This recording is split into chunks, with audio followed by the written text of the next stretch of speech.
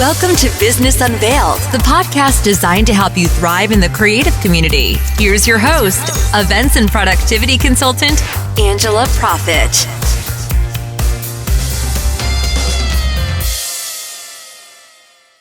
Hi, y'all. Thank you so much for tuning in to this episode of Business Unveiled. Expert tips and secrets from top creative industry professionals, where we take you behind the scenes of our past experiences in the creative industry and share with you what we have learned from them and how they have made us stronger. This podcast will help you grow a productive and profitable business to launch you into success within the creative industry. Today's podcast is brought to you by Vlogeasy. That is V as in victory. Vlogeasy is an app in the iTunes store for iPhones that help you make content videos as well as vlogging on the go to share with your audience. It has absolutely transformed the way that I do video and communicate with my audience. If you are looking for an app that allows you to edit on the go, or if you simply don't know how to edit videos, this app allows you to do just that. You can record yourself in a quiet room. You don't have to remember what to say. You can simply look at your notes, and each time you're quiet and you pause, the Vlogeasy app takes all of those quiet moments out and edits everything together. It's like magic, and it saves so much time. Vlogeasy allows you to record in vertical or horizontal formatting. You can import existing videos that live on your phone into the app, and so much more. Vlogeasy Pro gives you the unlimited cloud backup as well as removing the watermark. Give it a try for free today. The link is bit.ly/vlogeasy. All in lowercase, V as in Victor, Logeasy. Give it a try. Hi, y'all. Thanks so much for tuning in to another episode of Business Unveiled. I'm super excited to talk with two amazing women today, Channing Moreland and Makenzie Stokel. They are co-founders of a company called Eva More. And I recently got to meet them and hear about their journey and how they started this amazing company together. And I just had to share it with all of you. So ladies, thank you so much for joining me today. Thank you. Excited to be here. Yay! So Channing, let's start off because I want each of you to share a little bit about your background before you all started this amazing company together. And I'm sure people are wondering, like, what the heck is Eva More? It does have to do with music, peeps. So, but before we jump into that, if each of you can share a little bit about your background and how you've gotten to where you've gotten today. Yeah, of course. So this is Channing here, and I grew up in Boston, Massachusetts, and was always really focused on performing music. Grew up playing classical violin and a couple other instruments, and that was really what I was focused on and thought I was going to school for. And I actually ended up coming to Belmont University to be a part of the songwriting major. And Makenzie and I actually met our freshman year, and we just loved going to see live shows, anything to do with live music. So naturally always knew that I wanted to be a part of the live music scene. But then it was really cool, with Makenzie to start building a business that didn't even know it was possible to, create your own business in the music industry. And I am from Northern Indiana, moved to Nashville in, 2012 to go to Belmont. And that's where Channing and I met. And we kind of started working together right away to, whether it wasn't, I wouldn't even really call our first project a business necessarily, but it was always involving music and live entertainment. I feel like both of you have a super big passion for music. And I know that when I recently met both of you, you had a very unique take on how to get artists out there. So I'm excited for y'all to share that. How exactly did Eva More start? Where did I know where it started, like in a coffee shop, right? Yeah, man. So let's see. We were sophomores in college, actually, and Channing was kind of saying we would go to live events all the time. We liked going to see concerts, Music City. There's plenty of options, and we were almost so overwhelmed coming from small towns at how much music there was to see here. So we wanted a place, like a calendar or a place to have everything all in one, all of the events in town, one place, so you don't have to go to the venue's website or, just Facebook events, just have kind of everything all in one place. That was kind of our first project that we really worked on together, was building a website that had every type of event in Nashville on one platform. How do you even go about doing that? Like, did you guys join some type of group to help you build all of this? And did you all have to raise money for that? Oh my gosh. So, yes, we did have to hire a group to develop this platform with us. It was funny how, it was a pro for us that we never questioned if we could do something. We were just like, yeah, we can do this and we can hire some developers to work with us. But wow, Angela, it was a learning curve for us to start working, with developers to build this platform. We did, we had an angel investor invest a little money to enable us to have this platform go live. And it definitely was not it was not a beautiful product at the beginning. And that, thankfully, looking back on it, taught us a lot about how to really vet your customers, how to understand what people want. You can't make assumptions, really making sure you get the final product that you think you are agreeing to with developers, for sure. And just even those different feature sets. And, with us starting there, we're so thankful that we did, because we evolved quickly, not only producing and executing our own live events and, mini festivals around town, but then when it was time for us to build Eva Moore's platform, we had a lot more knowledge in how to do that. And so, which I know a lot of these answers myself, but what was the biggest just like aha moment? Like you had no idea that it took all of this work. Like, was there one big thing where you're just like, oh my gosh, I don't know if we're going to be able to do this? And how did you get over that hump? Yeah, it was really stressful. I mean, obviously starting a business is really hard, and you don't always have a lot of support. Thankfully, we had each other as co-founders to, we weren't in it alone. That was, I think, that's, I think, why we're still around, even the fact that we weren't starting alone and having no clue what's going on, because we had no clue kind of what the next steps were, what were the right decisions. But at least we had, two of us in this together to just relate, honestly, to this challenge. And so I guess the one big moment it was more, I think, the aha moment was that we could do it. And that was probably when we got into Project Music, which was a accelerator out of the Entrepreneurs Center here in Nashville. And that was in 2015.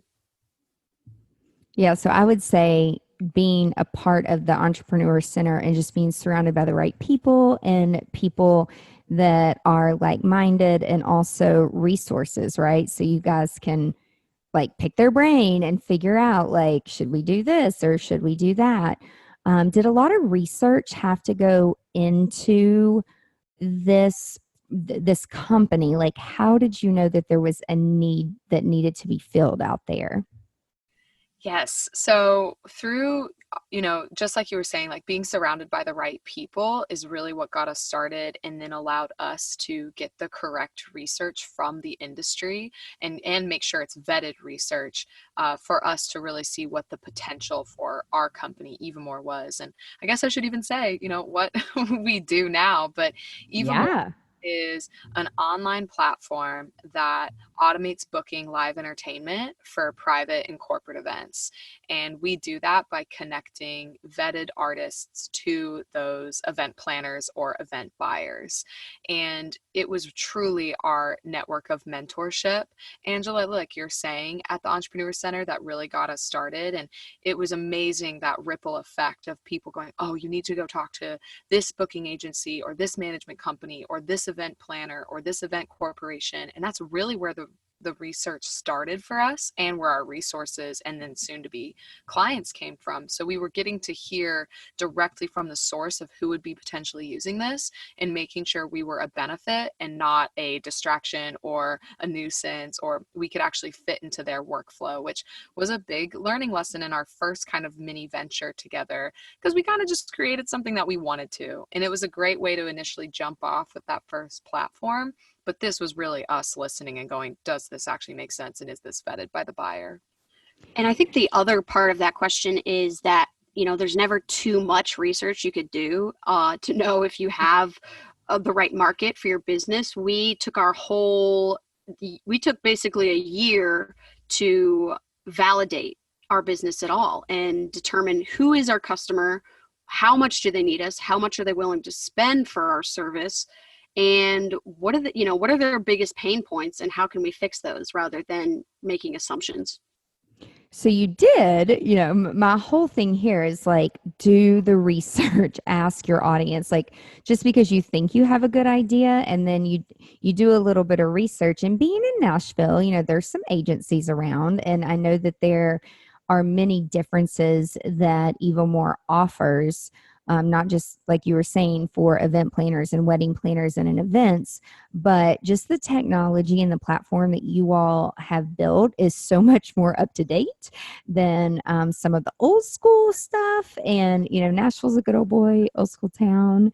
But how does your platform differ from some of the more established agencies that have been around for a long time, and how do you compete with them?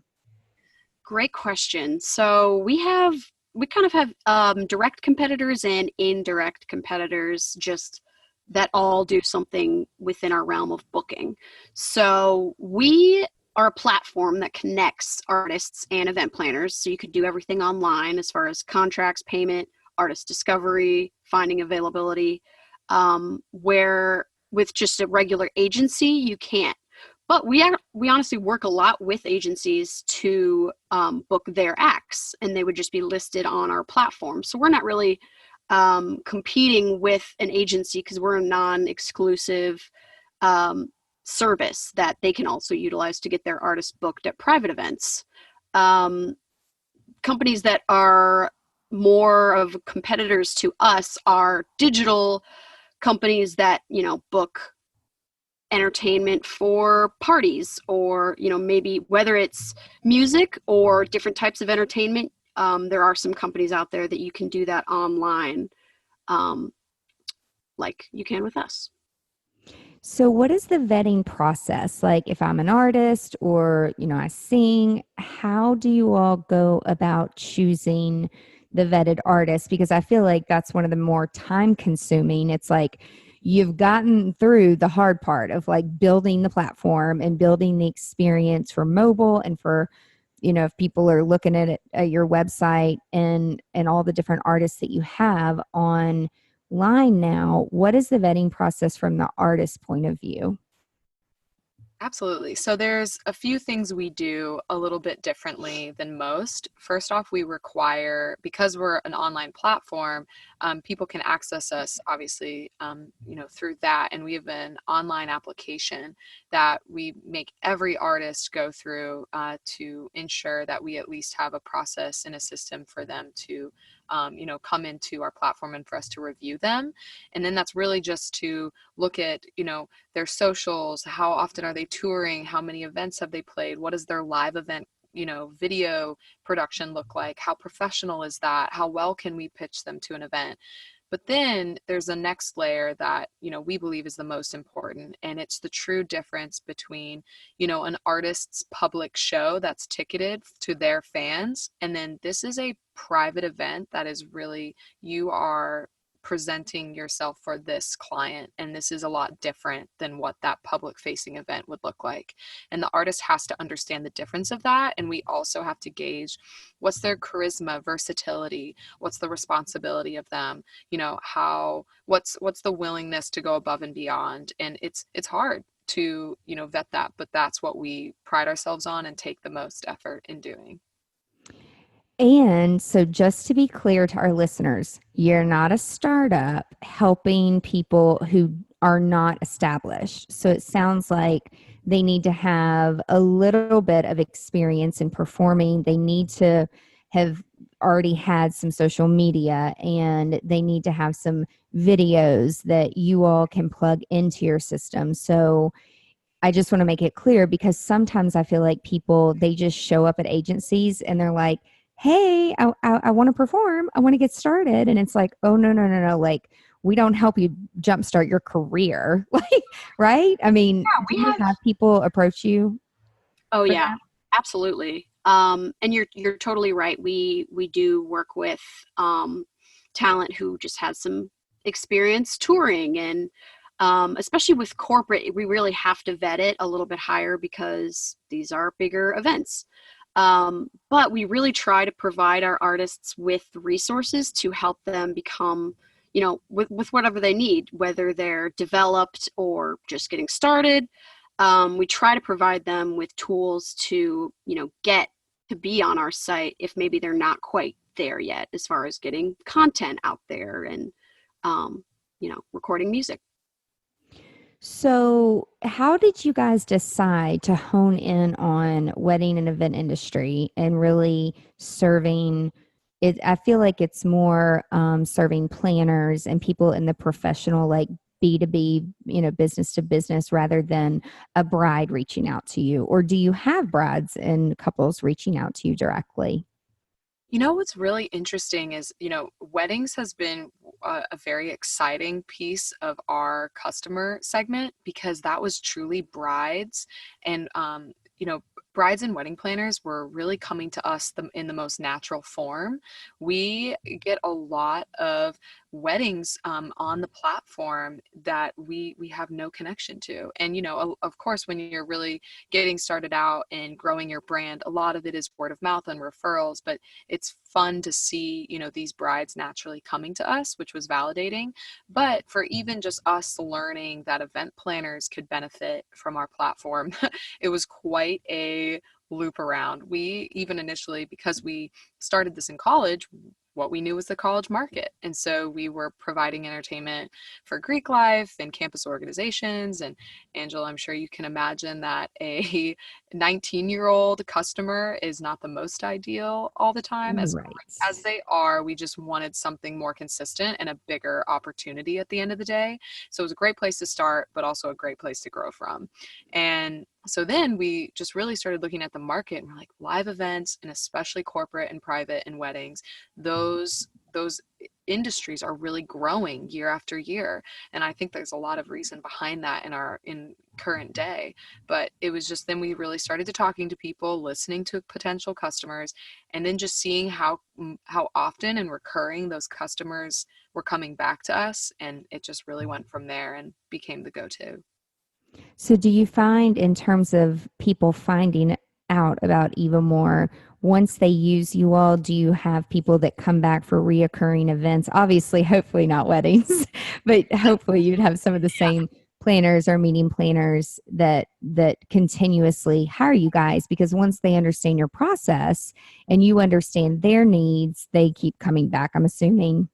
Yeah, and honestly, every time they come back, the process just gets easier and easier. It's they're putting a lot of trust in us to book entertainment for their special day or their, big event. So, getting them to kind of work with us the first time is always the hardest. But then once we can prove ourselves, we do get a lot of business come back.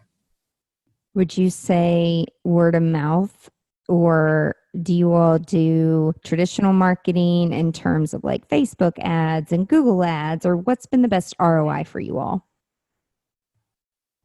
I would say word of mouth has been the most successful form of marketing that we've done so far, but I think this year we're really going to start looking more at digital marketing and different forms of marketing, because we're finally at a point where I think we're ready to scale and we're really ready to get ourselves out there and have lots more customers. Yay! And it's not just the two of you. I know that you guys have added team members even since I met with you guys not too long ago, which I feel like makes you all very unique as well because you're adding to your team. And so, what roles have you added so that it frees your time up a little bit more to grow the company? Yeah, so we hired a business development manager in town. Her name is Debbie Garcia, and we've just been Love her. Yes, it's awesome. We've been so thrilled because just like you said, I mean, of course, Mackenzie and I was starting this business. You just wear so many hats, and I know you resonate with that, and you have to do what you need to do to get it done. But it's amazing what we've even been able to see, in the past 2 months, how much time has been lifted for us to then go focus on in those other facets, like you're saying. So that's been awesome. And then we've brought on a new development team and have brought on our CTO, our Chief Technical Officer, and he is just incredible and is really helping us think about the bigger picture and how to actually scale correctly for even more. That's awesome. How many bands or artists do you all currently have? And do you do different types of genres, country, rock, rap, or do you specifically really focus on one type? We have about almost 200 acts, and that's the majority of those are in Nashville, but plenty in the Southeast, and then we have a couple other pockets where we have artists as well. Um, and that represents all genres, all price points, all size bands, from an acoustic singer-songwriter to like a 10-piece funk band. We try to have a huge variety, and have a little bit of everything represented. That's awesome. So do your bands, like, will they go outside of Tennessee, or are you finding that people are asking for your services only in Tennessee or only in the South, or is it just kind of all over the place, or it varies by band maybe? So I would say the majority of our business is done in Middle Tennessee, just because that's where we are and the most of our bands are. But we are also active in Austin, Texas, and Atlanta, Georgia. Those are our two other markets that we're just really getting started in.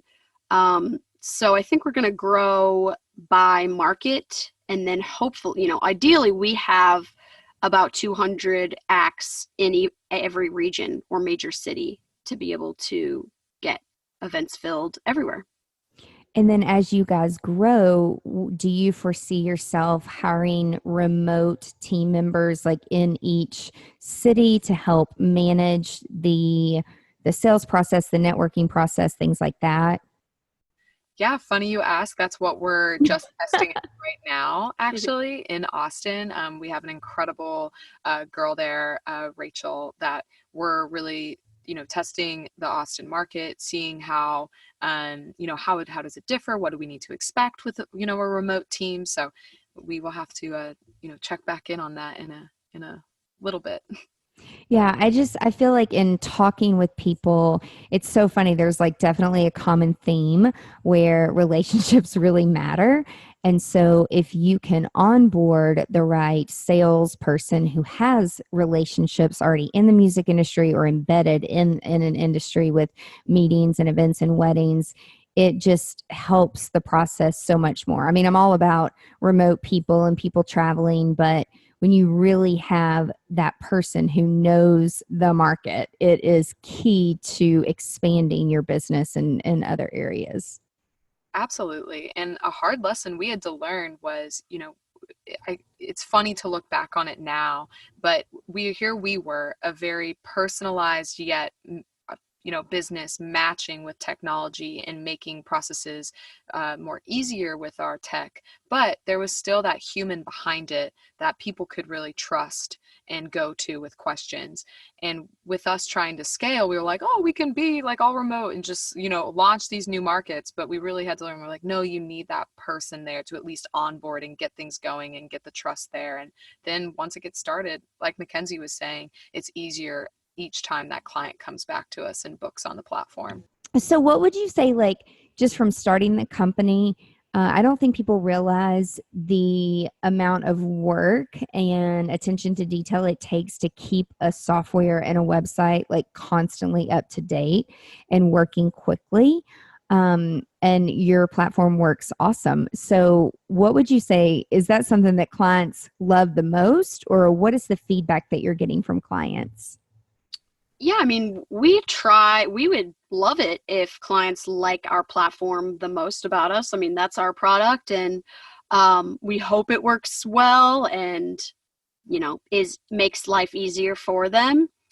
And I think we provide a totally different way to book entertainment than, you could before. Before, you either had to know somebody or know an artist or kind of call up an agency or call, do some Google searches and hope that you could find someone. So we're kind of giving them direct access to entertainment that they didn't have before. So hopefully that does make their life a lot easier.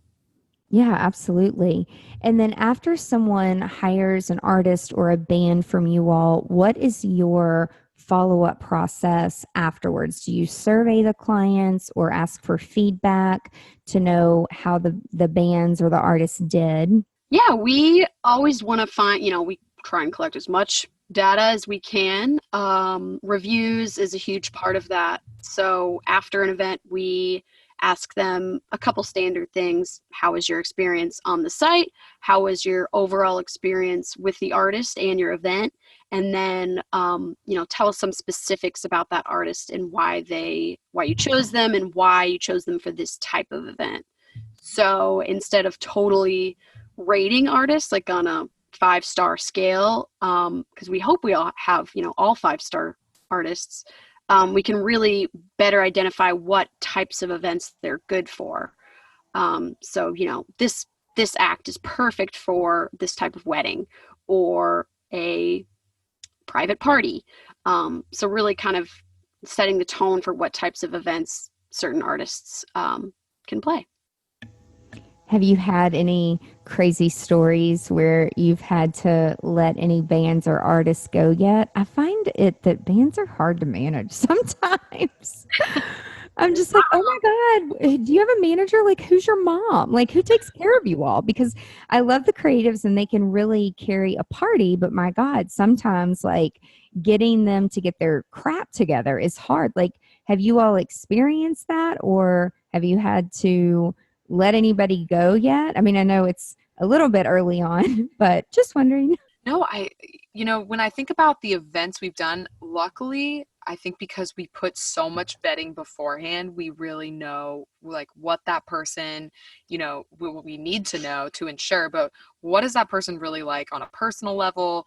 What can we expect from them? So event wise, we've never had a time where after an event we've had to let someone go, but there's been, of course, like there's a couple with onboarding, you kind of question, you're like, I don't know if this is the right actual fit for them. We'll have to kind of feel it out. And then it just naturally takes its course, and maybe it's just not a platform, right for them. But, I think we have to just be okay with that it's going to have its churn and cyclical effect, of course, with a few on the roster. So in terms of just entrepreneurship in your journey overall, I know you all met at Belmont, you were friends, you had a relationship before going into business together, but are you very much alike, or do you complement each other like in your personalities? Great question. I would say we complement each other for sure. We have very opposing strengths and weaknesses, which we didn't realize until really being in a professional setting, because we obviously were friends, we got along, we had a lot in common. But once we started really working together, we're like, this is a great partnership because you love to do the things that I don't love to do. And I'm good at things you're not good at. And so it really has worked out well. Did y'all know going into the business together, like this will be a perfect partnership because of that? Today's podcast is brought to you by Zola. The wedding company that will do anything for love is reinventing the wedding planning and registry experience. Zola combines compassionate customer service with modern tools and technology. Zola takes the stress out of wedding planning with free wedding websites, your dream wedding registry, affordable save the dates and invitations, and easy to use planning tools. Zola is the easiest way to conveniently manage everything online in one place. It saves so much time. You can get started just by simply setting up a free website.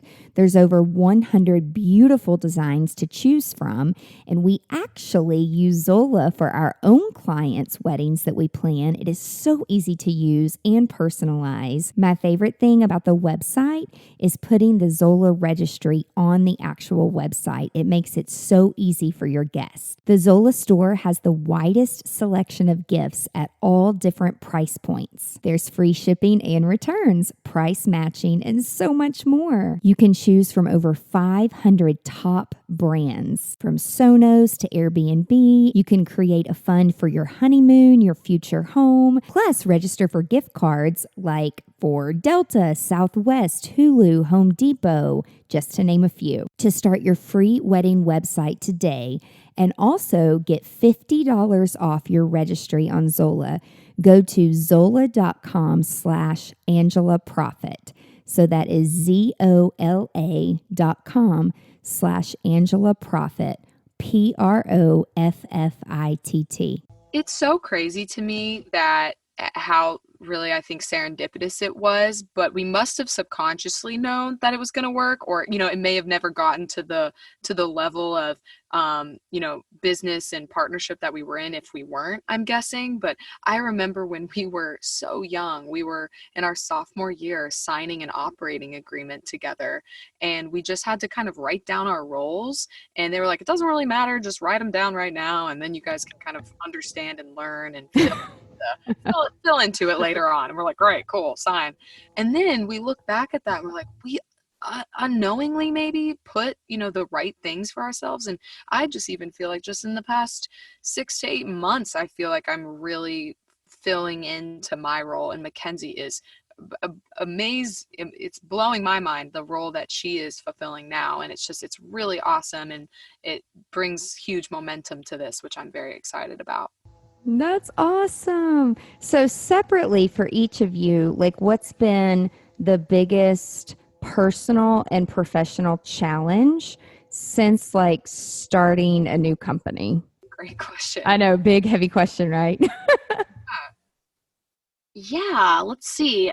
I would say the biggest challenge has been that we have, for me, it's just that this is our first job. And so not only is it our first time starting a company, but we've also never really even been employed. So, there's so many things that we are just totally guessing on or making our best decision, but we have no experience. So it's like we're kind of shooting in the dark sometimes because we are, we haven't worked for people that do things like this before, let alone making decisions to run a company.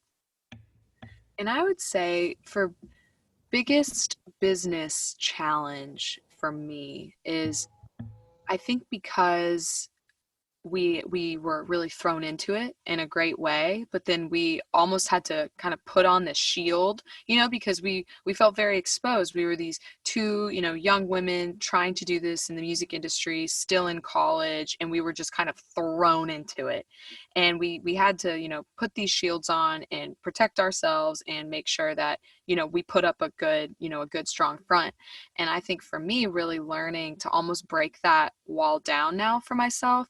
And it's okay to not, know the answer. And it's okay to, go to our mentors and really talk through some things we're struggling with, because you're only going to be so much better off as a business. So me just being, good with that mentally, if that makes sense.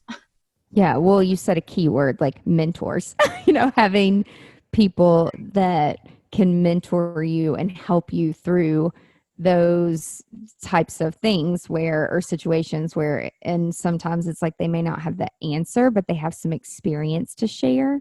So I really think that valuing mentors and getting people to help, build the business. I don't know how people would build businesses without help. Totally. I noticed on your website, because it really is easy to search out artists.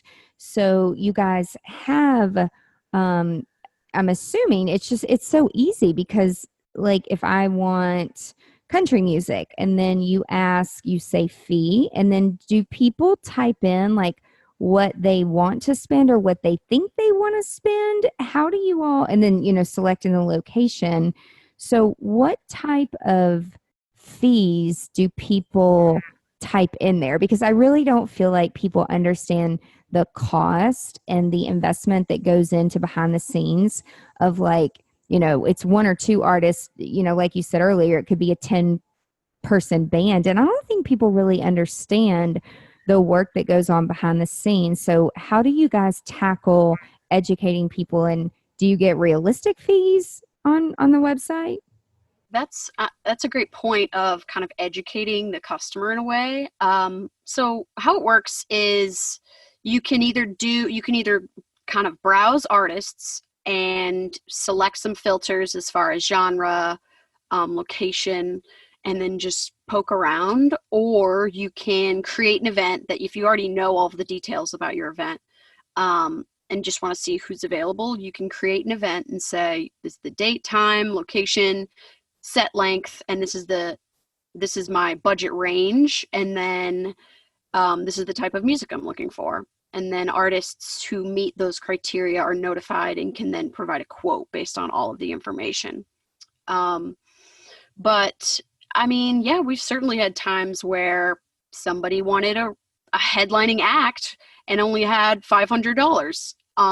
So, there's certainly times when there is a process of educating the customer and, being realistic and saying, well, you can't afford that, but this is what we can do for your budget. And I think that's why we started starting with the budget, and that was really helpful for us to then kind of help them find exactly what they could afford. Right. I love that, because people, they have no clue what things cost sometimes. And so I'm like, I don't know why you Googled that and why Google said that, but that's not right. Not in this area. So, and I'm also noticing, so for each of your artists, I love how you guys put on there, like immediately, like you've got a picture, you've got the name, you've got what they do. The mocha looks really fun. Funk, hip hop, pop, and R&B. It looks like it's two girls. They look really fun. Yeah, that's a great one. They are two girls local here in Nashville, and they have some killer R&B covers as well as just kind of some soul and funky originals. And you also, it looks like, represent some DJs as well. Yep, we have DJs, and then we've always thought about adding certain other types of entertainment, but really focusing on the music right now, and then potentially even the production side of things for bigger events. That's awesome. I'm like looking at all these artists. I'm like, so do they supply you all with their own pictures, and then is it a prerequisite that they have a YouTube channel with some videos on it? Yes. So they have to kind of create their application. And so they're pretty much creating their profile, and that's how we review them. And then if we approve them, we just send it live. and everything's already there. So they have to have, they have to have a YouTube. That's a pretty big one. Ideally with content of them playing live. That's usually the most important thing that we can use to pitch them to our clients. I would say that's probably one of the biggest, I guess, just like annoying challenges, feedback that I get from clients who, and this is probably before they even get to us as a planner, but they'll Google something for entertainment. They'll land on an agency website, and then they're like, it's so annoying because over half of their bands we click on, they don't have a video, or they have some fun pictures, but again, like they really want to see video. And so I feel like that's brilliant that you put it back on them to submit everything to you all. And then if you accept them, then it's there. Like that probably saves you all a full-time employee of having to sit there and upload all that stuff. So that's awesome. Was there any research that you all did to determine how you were going to do that? Yeah, we really listening to the customer, and just like you said, we heard countless of times, how frustrating this process is to really make sure I can trust this artist. How are they going to sound in a live setting, not just in a professional studio? I need to know what it's going to be like. And so really live video became a major component of how we would want to pitch our artists. And we also found, just like you're saying, some of the most difficult things is not having the right content or having to, put a body behind uploading all of that content. And so just like you're saying, we listened to that and then developed the application model around it. So how does it work? I see that people like on your website, they can sign up and then log in. So share with us the difference between just looking at the website, what access do I get, what am I signing up for? And then once I have a login, does that get me access to more artists to look at? So when you log in, you then have the ability to create an event. So you can browse artists and look at who we have to offer, but if you actually want to request somebody or find out which artists are available, you have to have an account. Gotcha. That's awesome.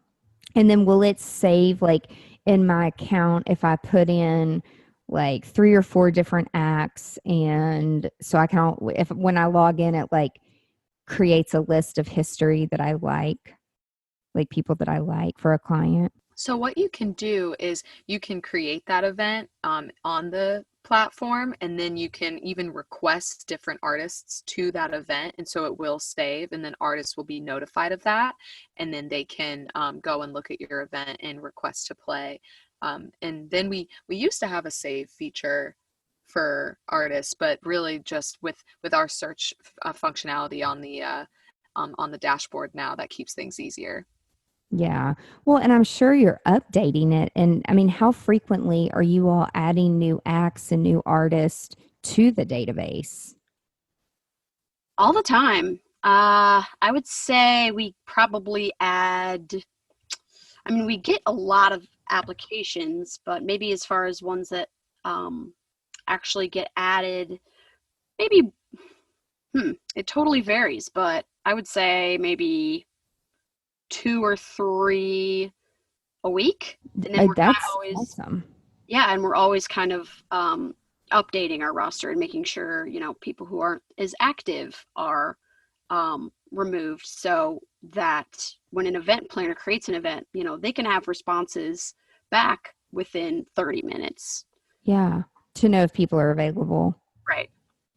So would you recommend, if someone is a meeting planner, event planner, wedding planner, what is the best way? Like, should they go on and create an account? Like, do you all have people that go on, create an account, they book straight from the website from their phone, and then, or do you feel that people are reaching out to you all to build a relationship and then get your feedback on who you think would be best suited for their event? Yeah, so we have, a lot of people creating accounts. It's super easy. Login information and is free. And so people log in and then they'll see on their dashboard, they can immediately create that event.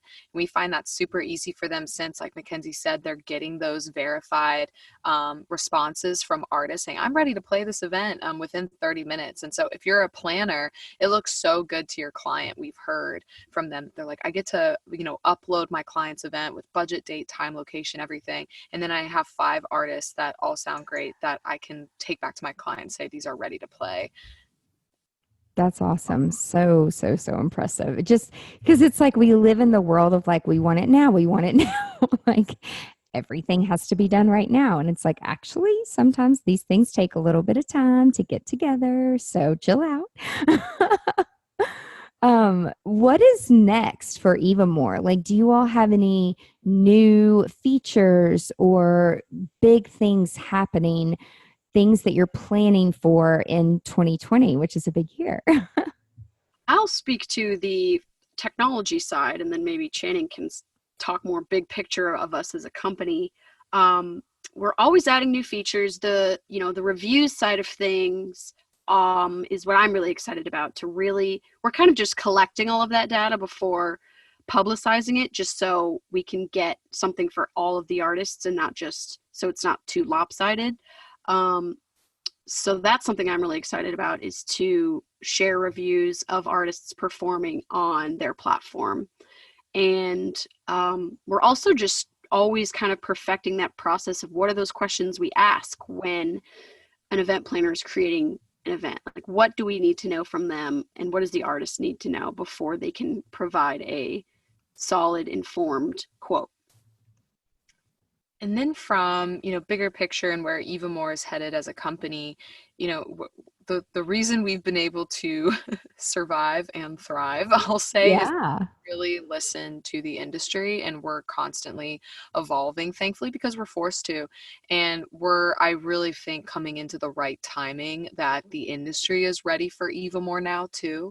I can't tell you, we have more and more companies coming to us on a large scale saying, our artists, they're focused on getting more corporate and privates, and what can they do to ensure that happens. And on the flip side, more and more brands and corporations are wanting to increase their entertainment budgets and have that be a bigger component of their events. And so we see we're in a great time where both facets of our marketplace are they're upping their game, which I love to see. And so what we're doing is we're just making sure we can be the best for both parties. And we're starting to talk to a couple of companies about what a bigger partnership looks like for larger scale for Eva More, and how we can implement ourselves to really become the answer and not just an option. Ooh, I love that. Is that y'all's tagline? No, but I mean, thanks to your podcast, it just came out, so maybe we'll start using it. That sounded so good. Awesome. Do you all help like colleges, for lack of a better term, like frat parties and sorority parties? Like, do you find that there's a huge market there, or are you all finding that you're serving that more out after people are out of college, you're serving that crowd a little bit more?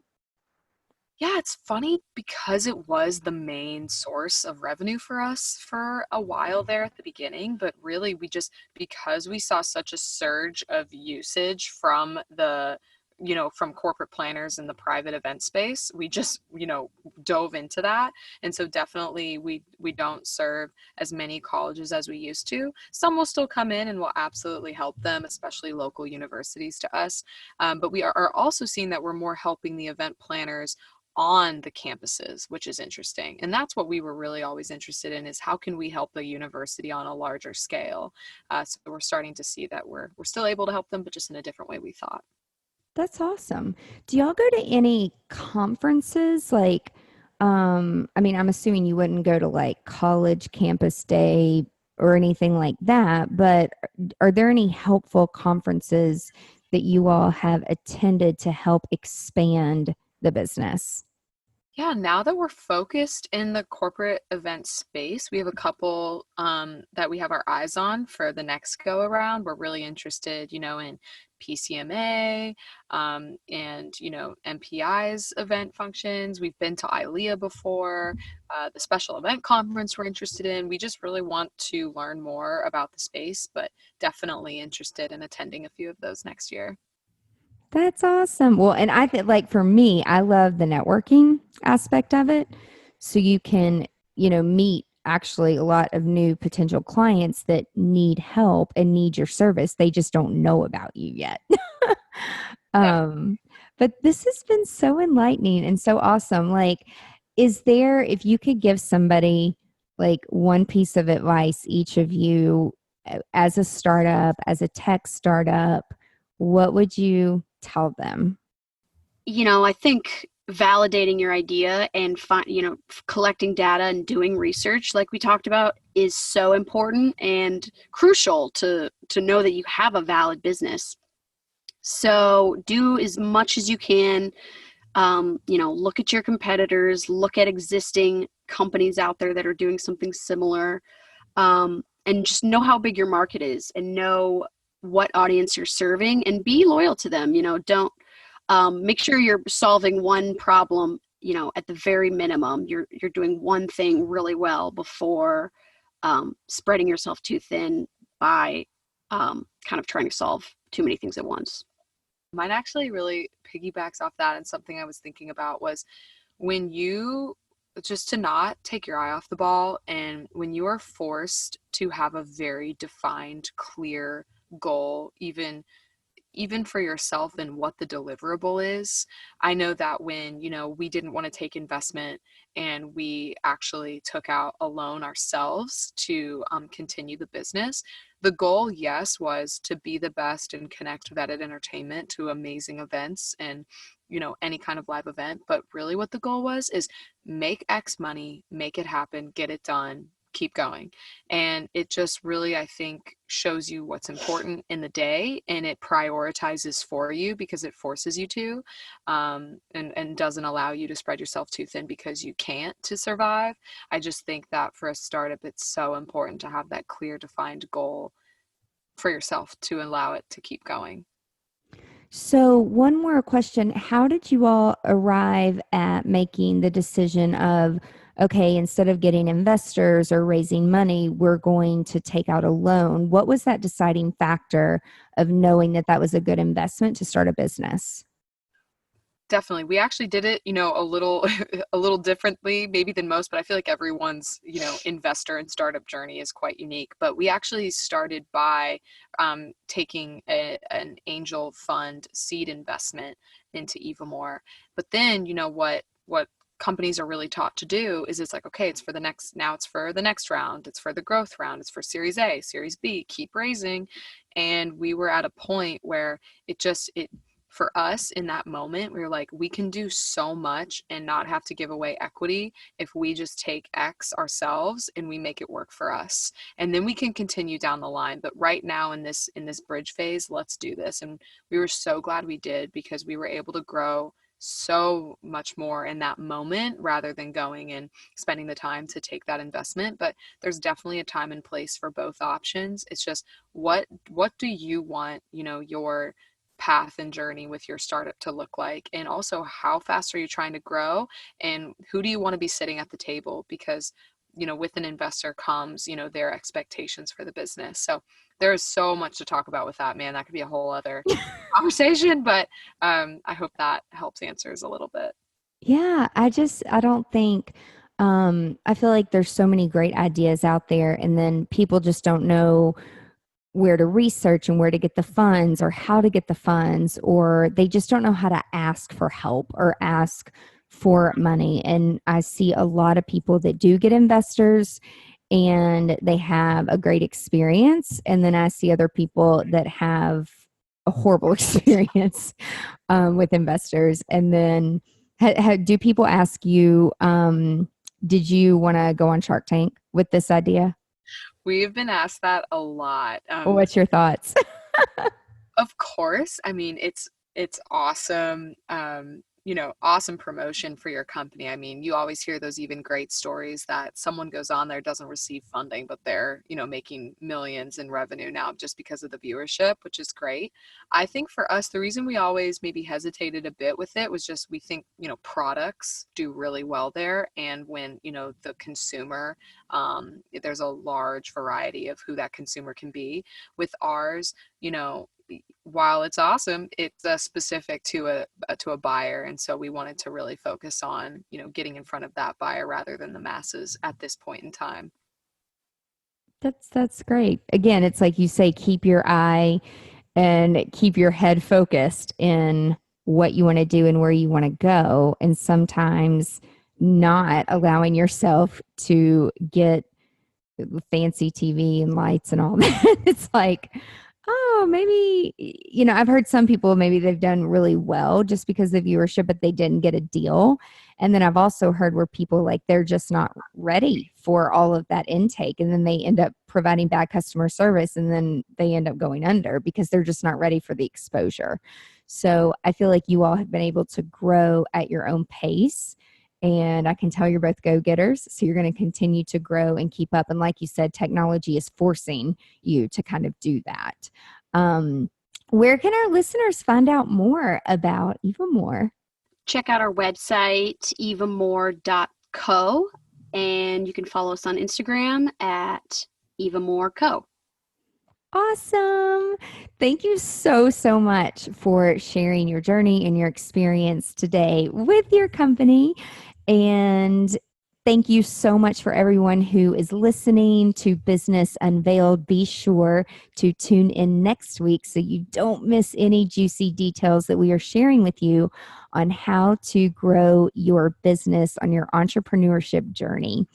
Thanks so much, everybody. Have a great day. Bye. If you found this podcast helpful, please share it with your friends. And I'm so very grateful if you leave a review. Be sure you are a subscriber so you never, ever miss the juicy details of Business Unveiled. Also, be sure that you are part of my email list. And if you're not, sign up today at angelaprofit.com, where I share valuable resources and exclusive products with only my subscribers. Now, before I go, I want to ask you, if you have a story or a product to share with the creative industry, please let me know. To be considered as a guest on Business Unveiled, visit angelaprofit.com and submit a podcast guest form. Until next time, remember to stay productive and profitable. You've been listening to Business Unveiled with Angela Profit. Join us next time as we share our experiences to help you be more productive and profitable in your creative business. For more great resources, visit angelaprofit.com.